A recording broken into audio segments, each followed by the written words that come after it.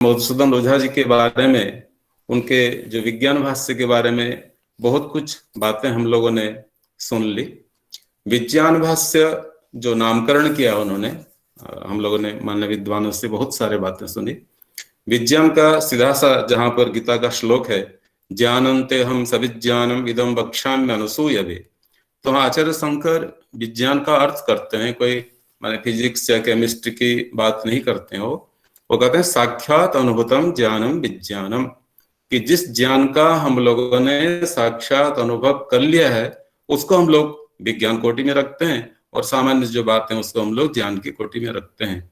तो गीता का जो विज्ञान भाष्य है, जो एक नया दृष्टिकोण माननीय मधुसूदन ओझा जी ने, पंडित प्रवर विद्या वाचस्पति मधुसूदन ओझा जी ने एक नई दृष्टि हमारे सामने रखी है।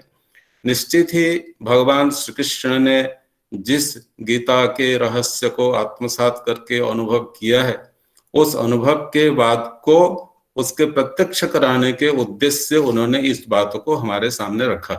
तो इस भाष्य का जो विज्ञान भाष्य रखा जाना, मैं निश्चित रूप से इसको युक्ति संगत और सही समझता हूँ, उचित समझता हूँ। गीता का जो बहुत सारी, अभी सभी लोगों ने कहा गीता का ऐतिहासिक पक्ष के प्राधान्य पर समस्त भाष्य आधारित हैं।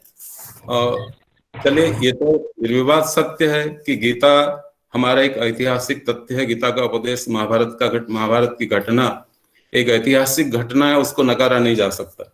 लेकिन अभी मैंने हमारे राष्ट्र के जो बड़े बड़े कर्णधार थे, जिनको हम राष्ट्रपिता शब्द से कहते हैं, मैं उनका कभी एक कुछ पढ़ रहा था अभी, कि वो कहते हैं कि गांधी जी लिखते हैं अपनी जो अनासक्त योग है, अनासक्त योग की भूमिका में, इसके पूर्व महात्मा मोहनदास करमचंद गांधी जी लिखते हैं, मेरा गीता से परिचय 1888-89 में हुआ।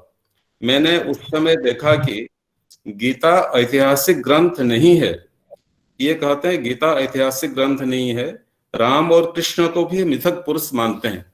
ये अनासक्ति योग की भूमिका में है। मैं कोई, मेरे पास एक प्रमाण है, उसको देख के ही आपको सुना रहा हूँ कि हमारे माने सिर्फ उनके लिखने का एक ही उद्देश्य था कि जो आधुनिक उस समय के पढ़े लिखे तथाकथित बुद्धिवादी लोग थे वो उनकी बात से सहमत हो जाएं। आज इस विषय पर चर्चा करने की आवश्यकता नहीं है। गीता की ऐतिहासिकता को हम लोग नकार नहीं सकते, लेकिन उसके साथ ही उन्होंने जो बात कही है कि अपने गीता के ऐतिहासिक पक्ष को ध्यान में रखते हुए सारे बातें लिखी गई हैं, और उसकी प्रधानता देने के कारण गीता की जो मुख्य बात थी वो प्रकट नहीं हो पाई। पंडित जी इस रहस्य के प्रकरण में, शास्त्र रहस्य प्रकरण में कहते हैं, वस्तुतः गीता ब्रह्म और कर्म का वैज्ञानिक शास्त्र है। विशेषतः यहाँ अध्यात्म विद्या और बुद्धि योग प्रमुख है। अतः जो वैज्ञानिक विषय विभाग है उसको 4 भागों में विभक्त किया है। आप जानते, अपने प्रथम कांड गीता रहस्य, द्वितीय कांड मूल कांड के रूप में, तृतीय आचार्य कांड के रूप में, चौथा हृदय कांड के रूप में। इसमें बहुत बातें हो चुकी हैं, मैं इन सब बातों को छोड़ता हूँ। तो आचार्य जी की, पंडित मधुसूदन ओझा जी की जो ऊहा है, उसके पीछे महाभारत के अंतसाक्ष्य उन्होंने उसको प्रमाण के रूप में प्रस्तुत किया है कि जब महाभारत युद्ध आदि सब समाप्त हो जाता है तो अश्वमेधिक पर्व में योगेश्वर श्री कृष्ण ने महाभारत के अश्वमेधिक पर्व में गीता का पुनः उपदेश करने का आग्रह किया है कृष्ण से अर्जुन ने, जो कि अनुगीता नाम से प्रसिद्ध है। अर्जुन की पुनः प्रार्थना पर भगवान बहुत उस पर क्रोधित होते हैं, तुम बड़े जड़ बुद्धि हो, अश्रद्धावान हो, तुम मोह बुद्धि कारण सब कुछ भूल गए हो इत्यादि कहकर कहते हैं कि उस समय जो अपने में बुद्धि योगारूढ़ होकर के तुम्हें ब्रह्म विद्या का उपदेश दिया था, वो उस ब्रह्म विद्या के माध्यम से ब्रह्म प्राप्ति की जा सकती थी, और उस बात को मैं अभी उस रूप में तुमको सुना नहीं सकता, आंशिक रूप से कुछ उसका मैं तुमको अनुस्मरण करा सकता हूं। तो इस अनुस्मरण करा सकता हूं, इस पॉइंट को लेकर के उन्होंने कि मैंने ब्रह्म विद्या कही है योगारूढ़ होकर के, और उस ब्रह्म विद्या से ब्रह्म प्राप्ति की जा सकती है, इसको ध्यान में रख करके मधुसूदन ओझा जी ने 2 मुख्य विषय इसको के रूप में जो प्रतिपादित की गए उसको उन्होंने रखा।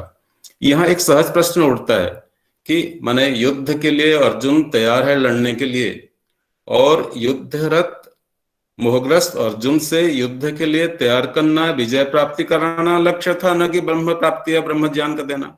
एक सहज प्रश्न हो सकता है।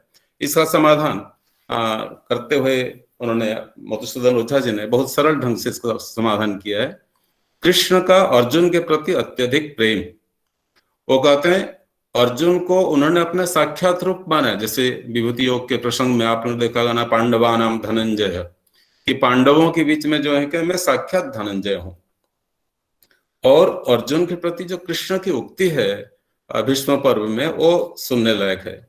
और राजा से कहते हैं कि तव भ्राता मम सखा संबंधी शिष्य एवच, कि तुम्हारा भाई है, मेरा सखा है, मित्र है, शिष्य है। तो कहते हैं कि मांसानि उत्कृत्य दास्यामि, मांसानि उत्कृत्य दास्यामि फाल्गुनार्थे महीपते, कि हे राजा मैं तो इस अर्जुन की रक्षा के लिए अपने मांस को भी उत्कृत्य, उत्कृत्य माने नोच नोच करके अर्जुन की रक्षा के लिए अपने मांस को दे सकता हूं। तो कृष्ण का अर्जुन के प्रति कितना प्रेम है इस वाक्य से हम लोग स्पष्ट कर सकते हैं। ऐसा यदि अपनी प्रेमी व्यक्ति कहीं पर मोहग्रस्त हो रहा हो, कहीं विपदग्रस्त हो रहा हो, तो कृष्ण जैसा सर्वसमर्थवान व्यक्ति, सर्व ऐश्वर्य संपन्न व्यक्ति उस व्यक्ति के लिए क्या कर सकता है, हम लोग इस बात की कल्पना कर सकते हैं। कि जैसे मान लीजिए कोई, छोटा सा उदाहरण दे रहा हूं, कोई उदार मना महाराज है और उस उदार मना महाराज के पास कोई भिक्षुक पहुंच जाए, तो कोई याचक पहुंच जाए, तो महाराज जो वसुधापति है, क्या उस भिक्षुक को एक दो दिन की रोटी ही देगा या उसके जीवन भर की दरिद्रता को दूर करने का प्रयास करेगा? जिस प्रकार भगवान कृष्ण ने सुदामा के पक्ष में सुदामा की दरिद्रता दूर करने के लिए उन्होंने 2000 या 10,000 स्वर्ण मुद्राएं नहीं दी, अभी तो सुदामा की दरिद्रता को दूर करने के लिए ऐसा कर दिया कि जीवन भर उसके पास माने दरिद्रता का कहीं अनुभव हो ही नहीं। सब कुछ जो कुछ चाह सकता था, जिसकी कल्पना भी नहीं कर सकता था, सुदामा जी को वो सब कुछ दे दिया। तो मोहग्रस्त अपनी सखा के लिए श्री कृष्ण जैसा योगेश्वर व्यक्ति, वो उस सामान्य विपत्ति से, मोह से उबारना तो एक सामान्य बात की बात थी।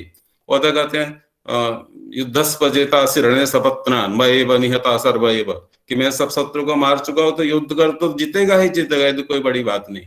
लेकिन जीवन की जो सबसे बड़ी समस्या थी, सबसे बड़ा जो मोह था, उस मोह से दूर करके उसको ब्रह्म प्राप्ति तक पहुंचाना भी योगेश्वर कृष्ण का लक्ष्य था। और उस अर्जुन को इस लक्ष्य की प्राप्ति के लिए उन्होंने गीता में जो 18 अध्याय में हम अनेक प्रकार के 18 प्रकार का योग देखते हैं, उस 18 प्रकार की जो विद्याएं हैं, 18 प्रकार की जो ज्ञान की चर्चा है, उसके माध्यम से उन्होंने जीवन की समस्त समस्याओं से अर्जुन को दूर करने के लिए प्रेरित हुए। या यूं कहें कि संसार रूपी महाभारत रूपी समरांगण में अर्जुन रूपी हम प्रत्येक प्राणी जो अनेक प्रकार के द्वंद्व रूपी समर में फंसे हुए हैं, उन समस्त अर्जुनों की मुक्ति के लिए, ब्रह्म प्राप्ति के लिए, जीवन के परम लक्ष्य की प्राप्ति के लिए गीता का संकलन, गीता का संकल्प, यही जो प्राणी मात्र के उद्धार की इच्छा है, संकल्प है, इसी को हम लोग गीता का मूल उत्सव मान सकते हैं।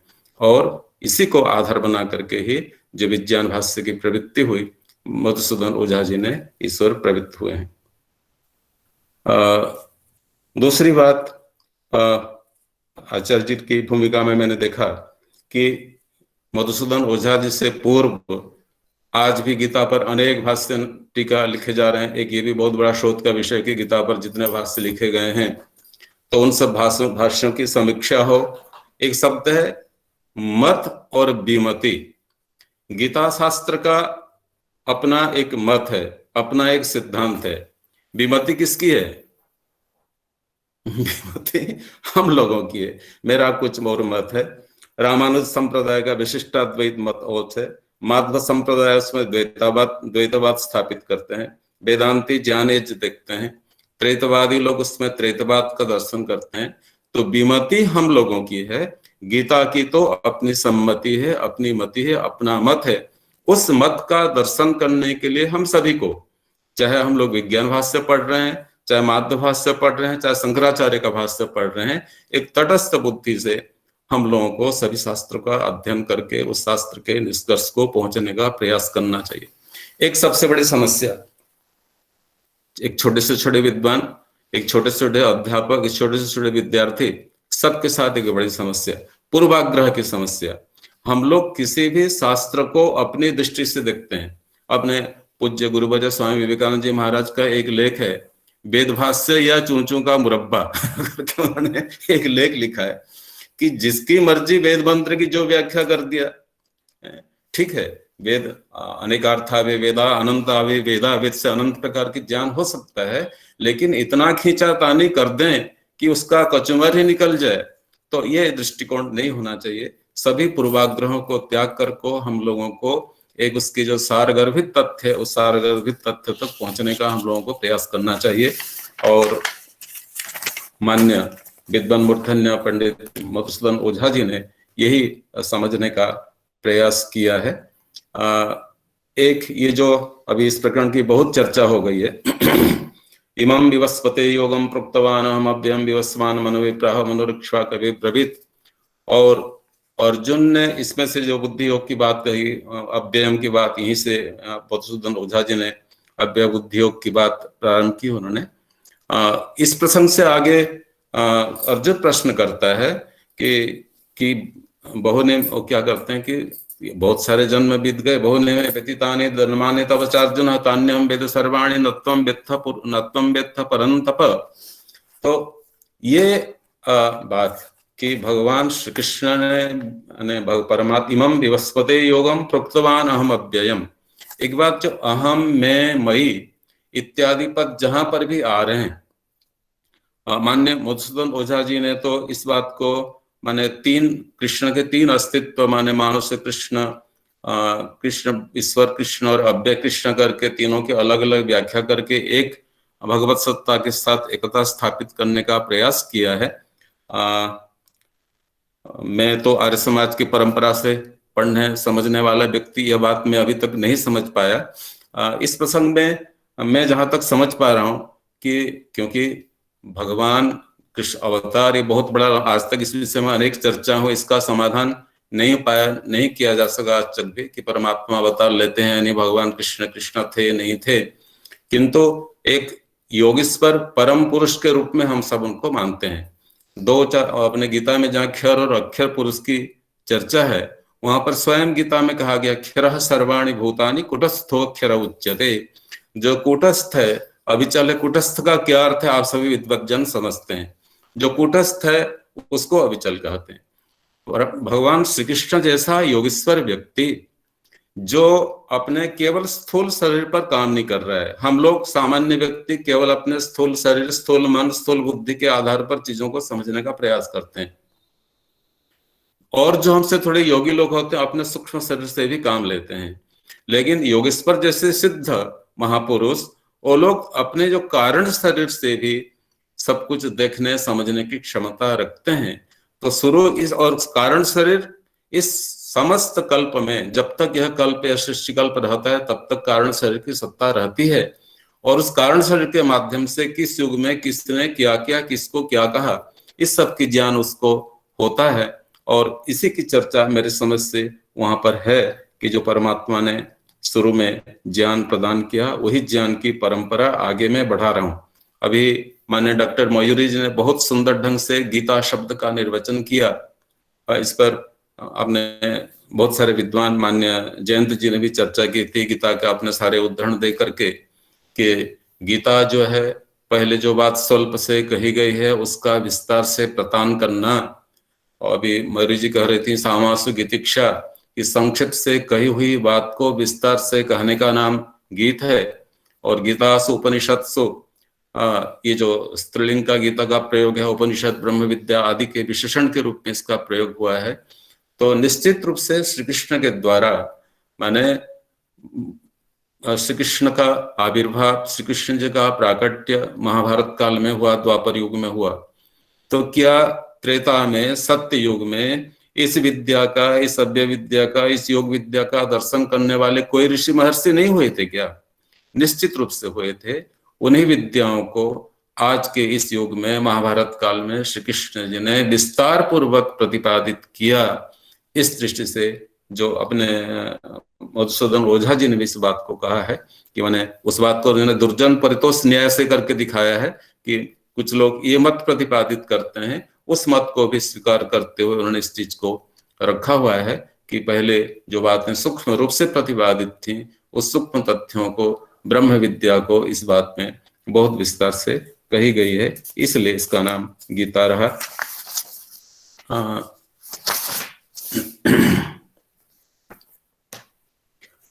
जीव जगत आत्मा बुद्धि योग आदि के बहुत चर्चा हो चुकी है, इस बातों को मैं चर्चा नहीं कर रहा हूं। और दूसरी बात जो सबसे महत्वपूर्ण बात थी, मैंने जिस पर बोलने की सोचा था, उस विषय में हमारे माननीय डॉक्टर पूनम लखनपाल जी भी बहुत विस्तार से उस चीज की चर्चा कर चुकी हैं। तो थोड़ा बहुत उसमें मैं उन्हीं की बात को और सरलता से प्रतिपादित करने का और विस्तार से प्रतिपादित करने का प्रयास करता हूं कि आनंदमय आत्मा के शोक के कारण क्या हैं। अभी लोग पूनम लखनपाल जी को इस विषय में बहुत विस्तार से सुना था। तो ध्रुवम आत्मा मयोनंद ध्रुवम आत्मायमानंदो यतः प्रियतमः समय सर्वेपि काम आत्मार्था प्रियोन्य अप्यात्म कारणात्, कि आत्मा जो है आनंदमय है और वही इसलिए प्रिय है, सभी कामना जो है आत्मा के निमित्त हैं, और जो भी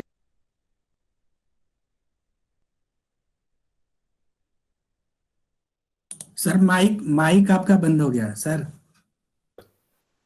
अभी आवाज आ रही है? जी जी सर, अब आ रही है। इस विषय की अधिक स्पष्ट करते हुए जो अपना याज्ञवल्क्य और मैत्रेयी संवाद है अपने उपनिषद का, वो स्पष्ट कहते हैं कि नवा अरे पत्युः कामाय पति प्रियो भवति आत्मानस्तु कामाय पति प्रियो भवति, नवा अरे पुत्र कामाय पुत्रः प्रियो भवति आत्मनस्तु कामाय पुत्रो प्रियो भवति इत्यादि वाक्य में ये चीजें बहुत स्पष्ट हैं। इसका जितना हम लोग विस्तार से चर्चा करेंगे, निश्चित रूप से जहां भी अपना कोई आत्मतत्व है, उस वस्तु की प्राप्ति ही माने आत्मा की तृप्ति के निमित्त हम लोग उस वस्तु की कामना करते हैं।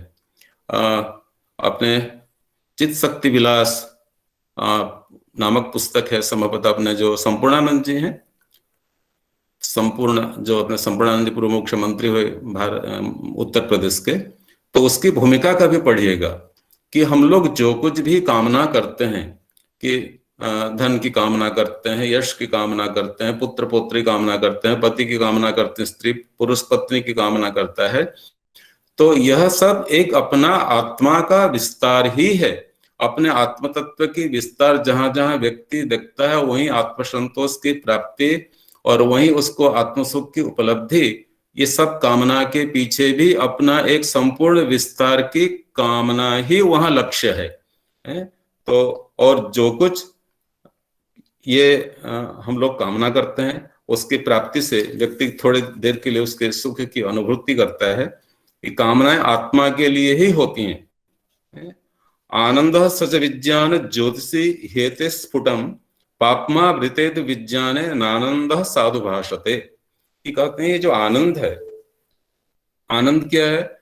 विज्ञान ज्योतिषी में स्फुट है। विज्ञान रूपी जो ज्योति प्रकाश है, विद्या रूपी जो ज्योतिष है, उसमें परिस्फुट है। और वह विज्ञान पापमावृते, पाप से, अज्ञान से आवृत होने के कारण आनंद साधु न भाषते, वह आनंदमय होते, आनंद स्वरूप होते हुए भी, आनंद रूप होते हुए भी पाप के कारण, अविद्या के कारण वह सम्यक रूप से भाषित नहीं होता। थोड़ा सा यहाँ हम लोग आत्मा को चिन्ह मात्र मानते हैं, वेदांत आदि में भी चिन्ह मात्र माने चैतन्य स्वरूप मानते हैं। और जो आनंद की स्थिति है, जो सांख्य दर्शन का पहला सूत्र अर्थात त्रिविध दुख अत्यंत निवृत्तिर अत्यंत पुरुषार्थ, तो दुखों की आत्यंतिक निवृत्ति ही, दुखों की आत्यंतिक निवृत्ति ही आनंद का मूल कारण है। जहां दुख अत्यंत प्रकार से निवृत्त हो जाएंगे तो स्वतः स्वतः हमें आनंद की अनुभूति होगी। तो ये फिर इस आनंद की अनुभूति क्यों नहीं होती है, उसको स्पष्ट रूप से लिखा, आत्मानंदमयोपेश निकाये पापमनाधृत विश्वेर निकायेर संघर्षे विषिदत्येक दुर्बलः, कि अनेक प्रकार से जो दुनिया भर के संघर्ष हैं, पाप का संघर्ष है, अज्ञान का संघर्ष है, उन संघर्षों के कारण यह आत्मा दुर्बल होकर के, पापों से अज्ञान से दुर्बल होकर के वह जो है आनंद की अनुभूति को नहीं कर पाता है। जैसे छोटा सा उदाहरण, हमसे कोई गलती होता है, कोई चोर चोरी करता है, कोई हिंसा करता है, कोई अनेक प्रकार के अन्य अधार्मिक कृत्य करता है, तो जितना भी हम लोग अधार्मिक कृत्य पापाचरण आदि करते हैं उतना ही हम लोग अपने आप से दूर होते हैं। कभी मान लीजिए हमसे गलती हो जाती है, उस दिन पूरा मन अंतःकरण हमारा कहाँ घूमता रहता है कि उसी जो हमसे गलत काम हो गया उसके पीछे ही घूमता रहता है।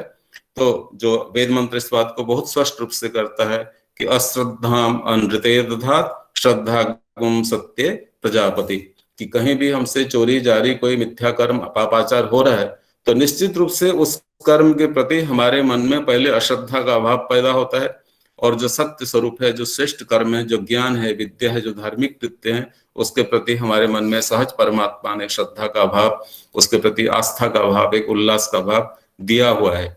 तो जितना जितना हम लोग आत्मा से दूर होते हैं उतना पाप कर्म में प्रवृत्त होते हैं, या दूसरी भाषा में कहें, जितना हम लोग पाप कर्म में प्रवृत्त होते हैं उतना हम लोग अपने आत्म तत्व से, अपने आनंद से दूर होते हैं।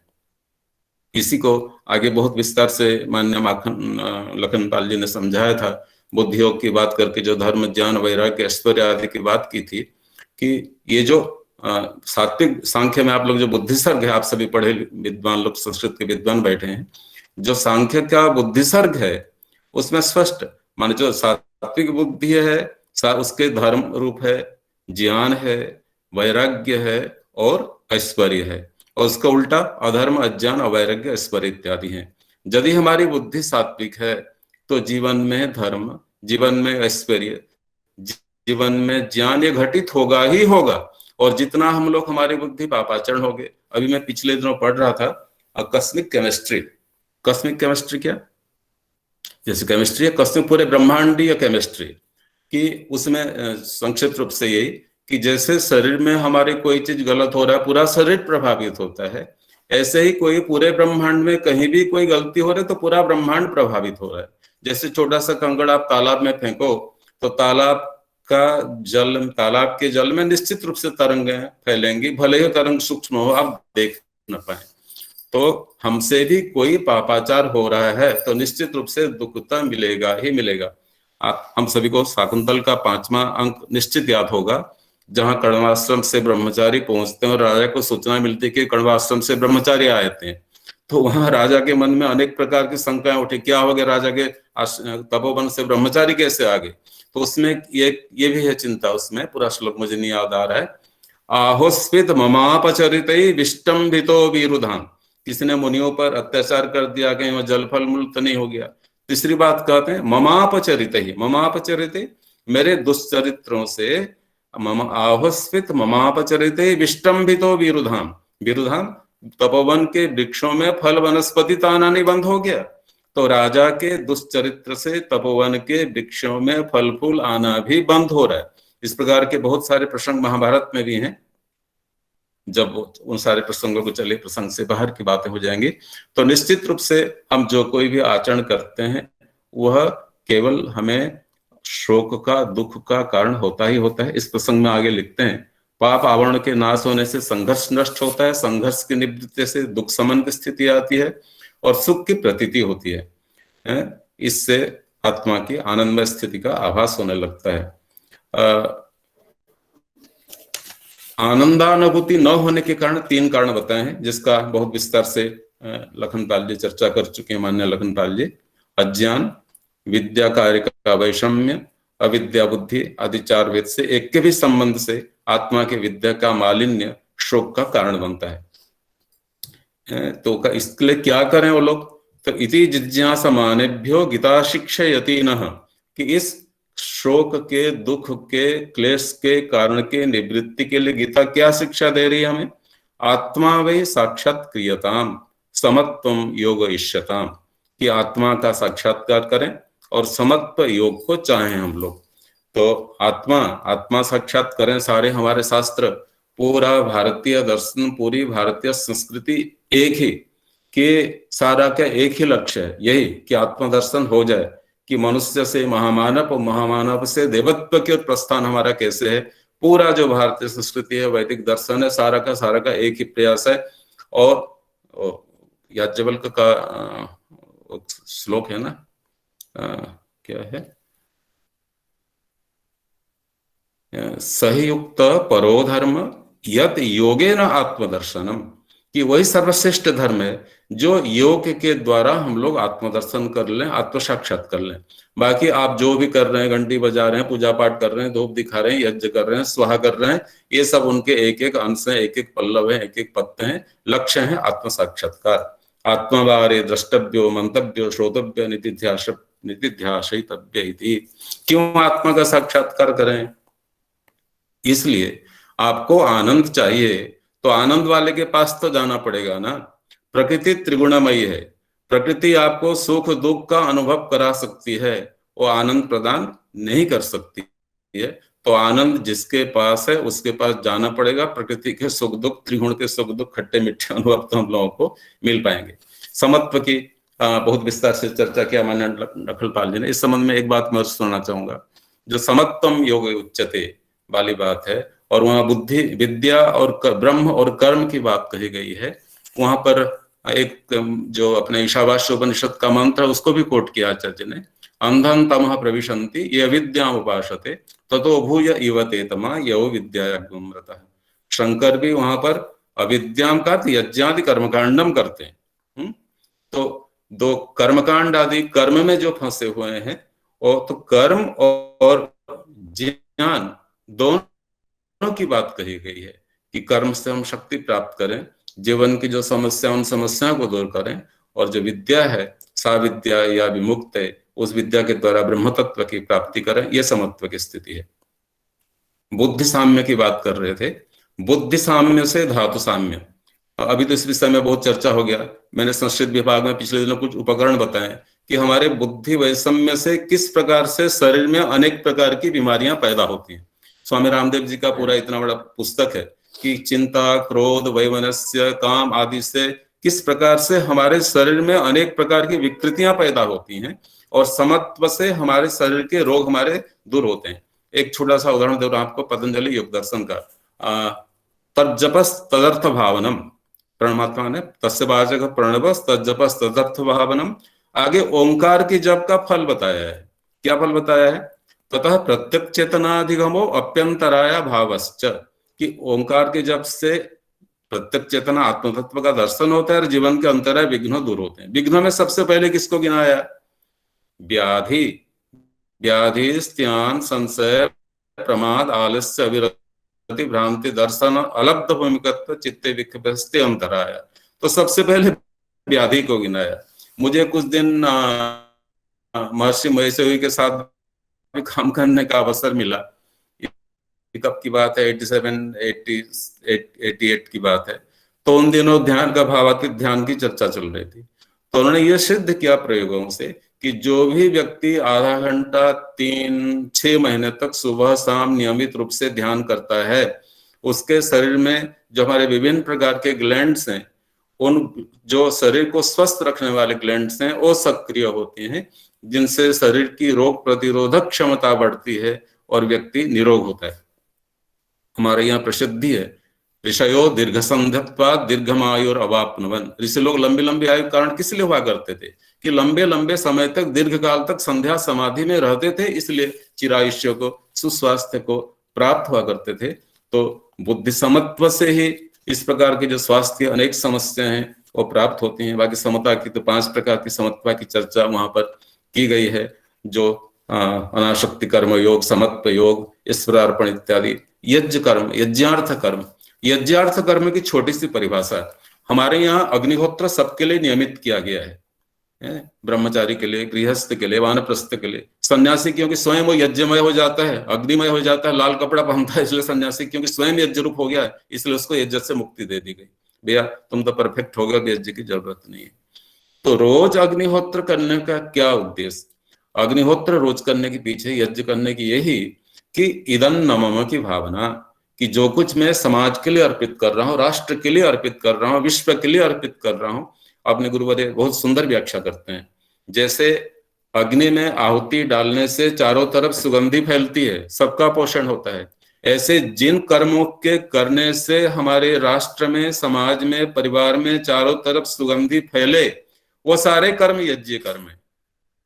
इससे सुंदर व्याख्या और क्या हो सकती है? हम अच्छे शिक्षक हैं, अच्छी तरह से पढ़ा रहे हैं, अच्छे कर्म कर रहे हैं, अच्छा काम कर रहे हैं, अच्छा इंजीनियर है, राष्ट्र को मजबूत करने के लिए काम कर रहे हैं, हमारे बनाए हुए पुल 100 वर्ष तक नहीं टूट रहे हैं, तो ये सब हमारे यज्ञ हैं। और कल टूट जाए तो हमारा यज्ञ नहीं है। तो इतना यज्ञ की विस्तृत परिभाषा है। तो परोपकार के लिए, परमात्मा के लिए जो हम कर्म करें, यही अनासक्ति कर्म है, यही निष्काम कर्मयोग है। इसी से हम लोग कर्म बंधन से मुक्त होकर के समत्व की स्थिति को पहुंच सकते हैं। समत्व योग है, ममत्व रोग है।